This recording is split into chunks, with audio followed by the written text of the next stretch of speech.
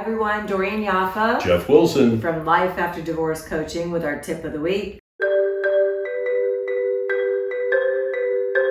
So today we're going to talk about buffering. You know, when you're going through divorce and post-divorce, you tend to have a lot of negative emotions, but in life in general, you know, life is a balance of good and bad. So you're going to have good days and bad days, good moments, bad moments. 50-50. Right? So what happens is when you feel a negative emotion and then you're using something to make it go away, it's called buffering. So for example, it might be overeating. Overeating, it could be gambling too much, shopping too much. Overdrinking. It's anything that's going to give you a false pleasure. And the reason we call it a false pleasure is because it's very temporary. Right, it gives you a dopamine hit, right? So let's say that my ex said something to me, kind of didn't sit well with me. I'm feeling really angry and I'm like, oh, just don't feel good.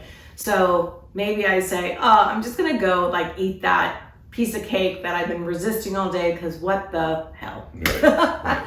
So, Well, here's what happens. The next day, that 10 minutes of pleasure, 15 minutes of pleasure has turned into you don't feel well, you're a little guilty that you're probably gonna gain the weight that you lost, and it becomes a negative as well. Yeah, it becomes, so now you got two negatives. Two negatives, the one you tried to mask and the one that you use to mask it. Right.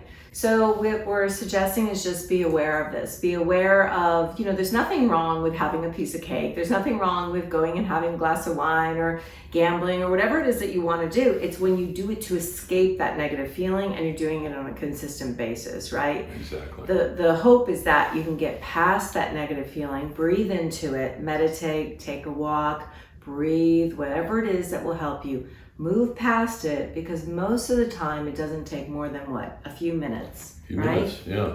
And what we suggest is that you try to become the real you. Right. What do we call that? Well, not using false pleasures, right? Using false pleasures, using the real pleasures in life, authentic you. Yes. And eventually what happens is the authentic you will take over from the negative pleasures. And another thing, today in our world, we just have so much ability at our fingertips to really engage, to involve ourselves with these false pleasures. They're just everywhere. So that's our tip for the week. Tip of the week. Right, Zen? Oh, Zen had a hard day at daycare today. Right now he's doing his real pleasure and taking a nap. Yes, he is. All right, everyone. So Well, listen, have an amazing week, and we'll see you next week. Have a great day. All right, bye.